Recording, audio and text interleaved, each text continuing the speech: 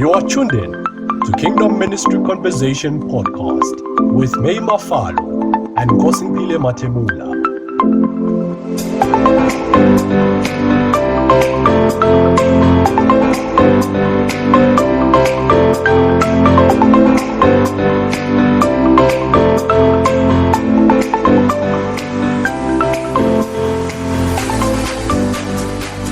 Welcome back, ladies and gentlemen. We are back live here at KMC Friday podcast, Maximum Impact, Nothing But the Truth. We obviously are co-hosting me, myself, May Mafalo, and Nkosimpile Matebula. Having with us today a wonderful guest, Mr. Gulwako, a man with one wife. A man well deserving to be in this platform, especially to take us on the subject leadership. So, Nkosimpile, what says you, brother? I mean, we are very excited to have him, obviously. Yeah. This has been a long overdue session, so we're very excited that he really expanded the time to be here. Yeah, sure, 100%. And obviously, ladies and gentlemen, I know and I understand that we hold different views on leadership, but today it's just going to be concentrated so that we have an overview. And to just put on record, this is the first episode with this gentleman, so you will see him more often in our podcast. So, Mr. Gulwako, say, how are you? No, I'm great.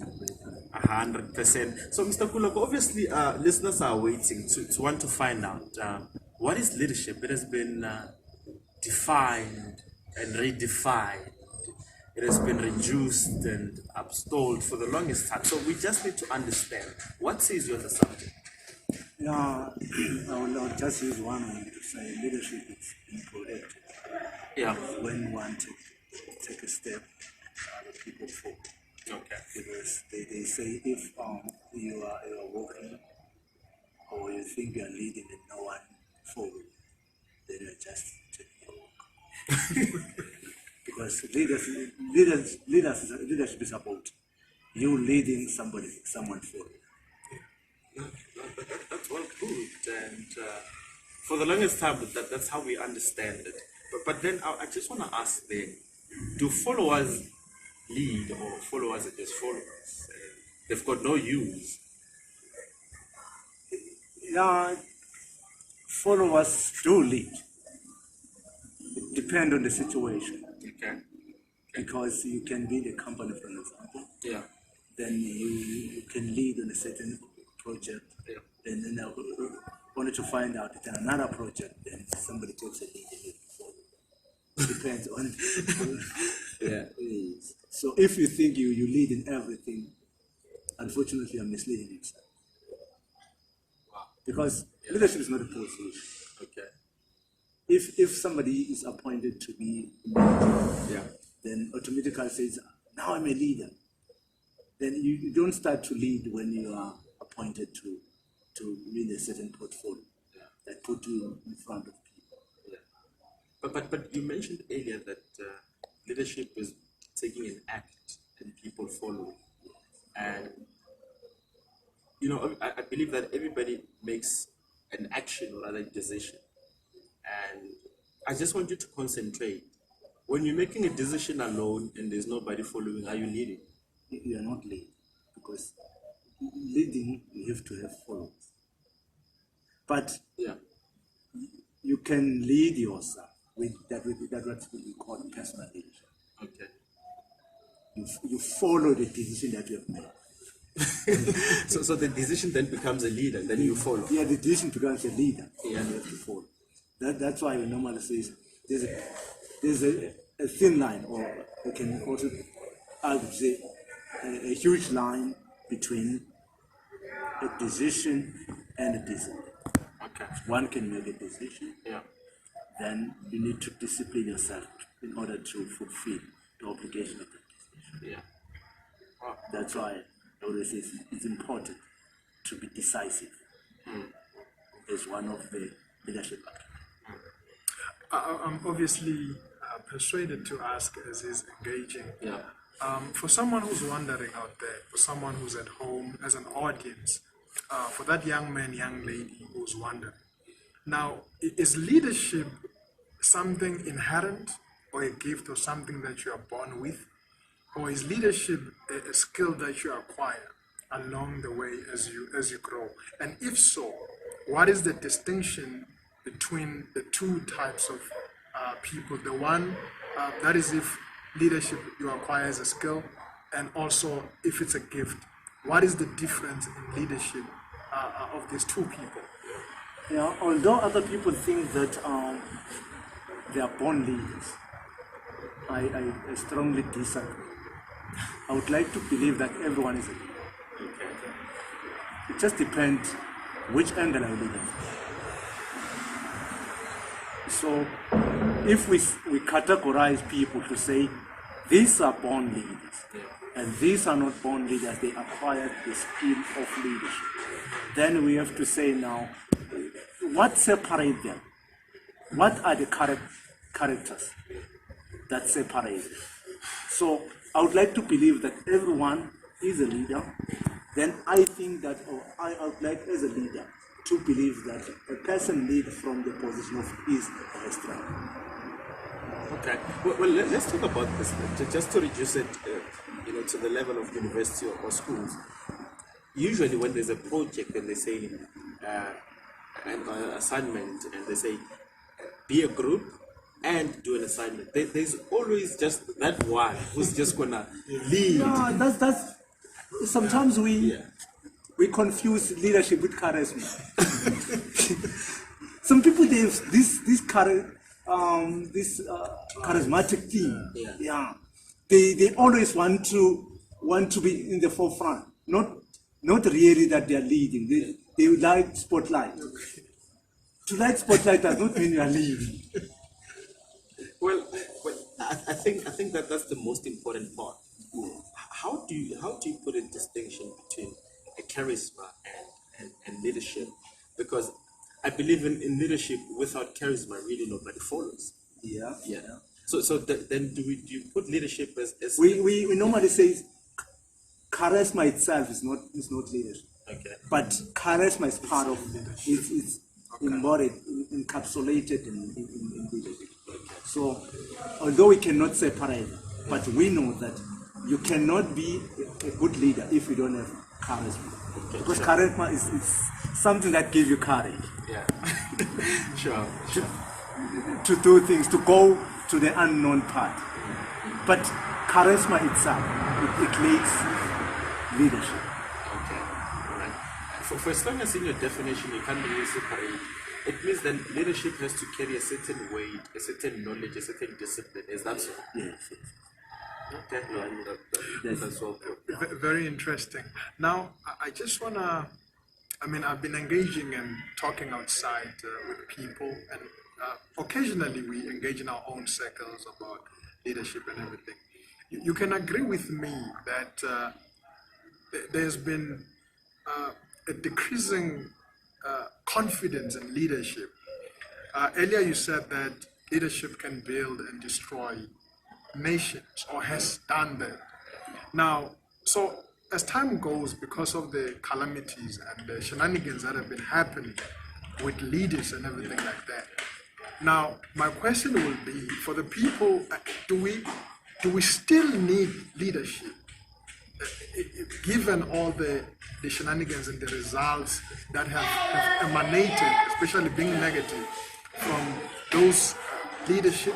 Number two, now another question that I would like to ask is that, if so, how do we restore the confidence? Yeah, don't go too far, because I've got this problem of amnesia. Yes. So to avoid it, I want you just to say, if the question says, do we really need leadership in our day? Then I would say to you, a city without leadership is like a city without walls. Then a family without leadership is like a city without walls. Everywhere there must be a leadership. That's why today we have got a problem. Like we have got street kids. If we can make a research and find out why we have got a lot of young ladies and young men on the street, you'll find out that they lack one thing: leadership. There is no leadership in the country. So somebody just avoided take a lead in that family, then the followers just become scattered. That's why we have the problems of statistics. So one must take a lead, so that people must follow. And I think I do agree with you on that. But now, obviously, you touched on shenanigans in leadership. How do you restore the confidence? Just leadership as a word. You know how we've gotten so many definitions and concepts on success, right? And it's defining in different ways. But how do we restore? Because it seems to be very important and vital to have leadership. How do we restore the confidence of this subject? I would like to answer the few just in 2 minutes, if I can. Let me use an example to what we are saying before I can answer. We are in South Africa. We are in mother continent, which is Africa. In Africa, we are oppressed like so many years. We have been living. Then we can. I want to quote what Frank Fanon said. He said, if you were under oppression a long time, then once your oppressor decide to release you, automatically you will become a new oppressor. Then the question, why? Because you were oppressed and you wanted so badly to come out of oppression. As soon as your oppressor releases you, you become a new oppressor. Why is that? It is because the only style of leadership is that one of the oppressor. You now practice what the oppressor used to do, not consciously so, unconsciously so. Yeah, definitely. When you study Africa, you look how the old people, the elders are doing. They are leading, and now you are looking up to them. Then the only style of leadership that they are using is the one of the apartheid regime. So, question now that we as the new generation have to ask ourselves: how are we going to break the cycle? Not to follow them. Obviously, first we need to repent against the we need to open our mind, study different style of leadership. We've got autocratic leadership, we've got democratic leadership, we have got laissez-faire leadership. Let's try to be scholars. Bring all these different kinds of leadership and study and try to build one leadership that might have all the elements, because democracy itself it's dangerous and it's not practical. Democracy is not practical. It's just a statement that's one that is in the bush. Definitely. Just before we can dwell much on that, let's quickly concentrate as we are closing on the subject. Particularly restoring the leadership, self-leadership, because I think that's where the ground is before we can actually go to this big terms and things like that. Restoring self-leadership, it goes deep, it's really deep. One needs to understand himself first. That's where everything starts, self-discovery. You have to discover yourself. And secondly, what you want. And automatically, once you understand what you want, you will develop some principles. Principle is something that you cannot break. Unbreakable. Well, before I hand it over to you, my brother, to wrap it up, because we're getting pushed by time. Now, I would like to ask on what is the most important quality as a leader that, or what is the most important asset a leader should have in this day and time that we live in? Is to understand today.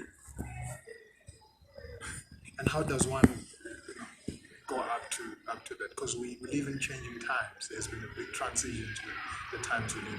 How does a leader operate and maneuver in these changing times? I would like to quote someone that I admire. about Johnson Maxwell. Today that you enjoy wherever you are. If they can ask you right now, which is the best place that you have been ever been? You have to say the place I am. All right. No. It's well put, Mr. Gulwako. Ladies and gentlemen, we are joined here by Gulwako. He really, gets to your mind, and you so much just want to generate a lot of questions. But he's putting to us that obviously to understand leadership, you have to be in the contemporary and stop being elsewhere. You gotta be where you are, enjoy it, and basically discover today to make sure that you can unfold in self a decision that is relevant to the now. So indeed, of course, we are looking to take a journey with you, Mr. Gulwako, on the subject of leadership, and just to make sure that we can touch on spaces and issues that are really inclined and people are asking themselves. So ladies and gentlemen, we await your views on the subject, and obviously, we take a journey with Mr. Gulwako once more. Join us next Friday as we are going to expound on leadership again. So thank you very much, Mr. Gulwako, for joining us. We really do appreciate your time. Thank you.